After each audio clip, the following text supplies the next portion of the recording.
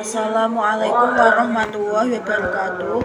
Saya Anissa Ihoirah, NIM 1920210088 dari Hestima C. Di sini saya akan menjelaskan materi pembiayaan syariah tentang pengertian sewa guna usaha. Pengertian sewa guna usaha menurut Menteri Keuangan nomor 1169 KMK 01/1991 tanggal 21 November 1991. Sewa guna usaha adalah kegiatan pembiayaan dalam bentuk penyediaan barang, modal baik secara sewa guna usaha dengan menggunakan hak opsi finance lease maupun sewa guna usaha tanpa hak opsi operation lease untuk digunakan oleh lessee selama jangka waktu tertentu berdasarkan pembayaran secara berkala. Setiap transaksi leasing sekurang-kurangnya melibatkan 4 pihak yang berkepentingan, yaitu yang pertama lessor, yang kedua lessee, yang ketiga supplier, dan yang keempat yaitu bank. Selanjutnya yaitu macam-macam sewa guna usaha. Menurut Standar Akuntansi Keuangan Indonesia (PSAK) nomor 30, jenis-jenis sewa guna usaha adalah sebagai berikut, yaitu yang pertama finance lease atau sewa guna usaha dengan hak opsi. Finance lease merupakan suatu bentuk cara pembiayaan. Lessor yang mendapatkan hak milik atas barang yang disewakan menyerahkan kepada lessee yang dipakai selama jangka waktu yang sama dengan masa kegunaan barang tersebut. Selanjutnya yaitu operation lease, sewa guna usaha tanpa hak opsi. Ciri utama leasing jenis ini adalah lessee hanya berhak menggunakan barang modal selama jangka waktu kontrak tanpa hak opsi. Setelah masa kontrak berakhir, pihak lessor hanya menyediakan barang modal untuk disewakan kepada lessee dengan harapan setelah kontrak berakhir, lessor memperoleh keuntungan dari penjualan barang modal tersebut. Dua yaitu sales type lease atau sewa guna usaha penjualan. Sewa guna usaha ini merupakan jenis transaksi pembiayaan sewa guna usaha secara langsung atau direct finance lease, di mana dalam jumlah transaksi tersebut termasuk laba yang diperhitungkan oleh pabrikan atau penyalur yang juga merupakan perusahaan sewa guna usaha.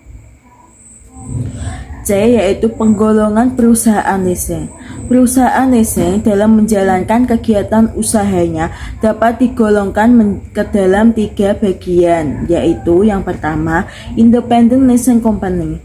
Perusahaan leasing jenis ini mewakili sebagian besar industri leasing. Perusahaan tipe ini berdiri sendiri atau independen dari supplier yang mungkin dapat sekaligus sebagai pihak produsen barang dan dalam memenuhi kebutuhan barang modal nasabahnya atau lessee. Yang kedua yaitu captive lessor. Captive lessor akan tercipta apabila supplier atau produsen mendirikan perusahaan leasing sendiri untuk membiayai produk-produknya. Lease broker atau packager bentuk akhir dari perusahaan leasing adalah lease broker atau packager. Broker leasing berfungsi mempertemukan calon lessee dengan pihak lessor yang membutuhkan suatu barang modal dengan usaha leasing. D yaitu mekanisme sewa guna usaha.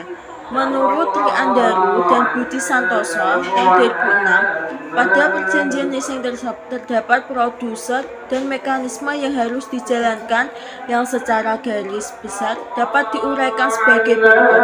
1. Lessee. Lessee menghubungi pemasok untuk pemilihan dan penentuan jenis barang, spesifikasi, harga, jangka waktu penagihan, dan jaminan purna jual atas barang yang akan disewa. 2. Lessee melakukan negosiasi dengan lessor mengenai kebutuhan pembiayaan barang modal. Dalam hal ini, lessee dapat meminta lease quotation yang tidak mengikat dari lessor. 3. Lessor mengirimkan letter of offer atau komitmen letter kepada lessee yang berisi syarat-syarat pokok persetujuan lessor untuk membiayai barang modal yang dibutuhkan lessee, menandatangani dan mengembalikannya kepada lessor. 4.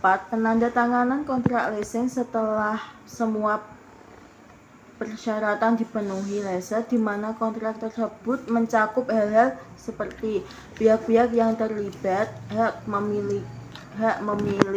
milik, jangka waktu, dan lain-lain. 5. Pengirim order beli kepada pemasok disertai instruksi pengiriman barang kepada lessee sesuai dengan tipe dan spesifikasi barang yang disetujui. 6.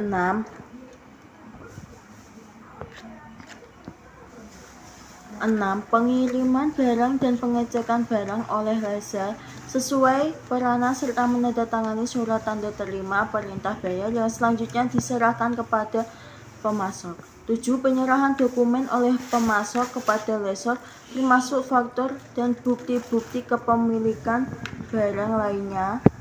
8. Pembayaran oleh lessor kepada pemasok. 9. Pembayaran sewa atau lease payment secara berkala oleh lessee kepada lessor selama masa leasing yang seluruhnya mencakup pengembalian yang dibiayai serta bunganya. Yaitu perbedaan sewa guna usaha dengan perjanjian lainnya. Penjelasan jenis barang dalam leasing yaitu barang bergerak dan tidak bergerak. Dalam sewa beli, barang bergerak. Dalam sewa menyewa, barang bergerak perlu pemeliharaan. Dalam kredit bank, semua jenis investasi. Dalam penyewaan pembeli, dalam lease, perusahaan atau perorangan. Dalam sewa beli, perusahaan atau perseorangan. Dalam sewa menyewa, perusahaan atau perseorangan. Dalam kredit bank, perusahaan atau perseorangan. Selanjutnya yaitu bentuk perusahaan pemilikan barang. Dalam leasing yaitu badan hukum perusahaan leasing. Dalam sewa beli, supplier pemilik barang. Dalam sewa menyewa, supplier pemilik barang. Dalam kredit bank, bank debitur.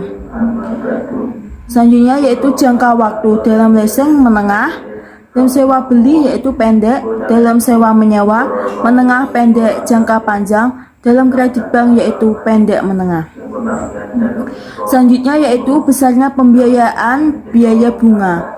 Dalam leasing yaitu 100% bunga margin. Dalam sewa beli yaitu 800% tinggi. Dalam sewa menyewa, dalam sewa beli yaitu 80% tinggi. Dalam sewa menyewa yaitu lebih rendah bunga plus margin spread. Dalam kredit bank yaitu 80% interbank rate. Yang terakhir yaitu akhir kontrak. Akhir kontrak dalam leasing yaitu menggunakan hak opsi untuk membeli seharga nilai ke debitor atau debitur sisa, memperpanjang kontrak dan mengembalikan kepada lessor. Dalam sewa beli yaitu barang menjadi milik penyewa. Dalam sewa menyewa barang kembali kepada pemilik. Dan dalam kredit bank, kredit lunas jaminan kembali. Sekian yaitu penjelasan saya mengenai hak pembiayaan syariah tentang sewa guna usaha. Terima kasih.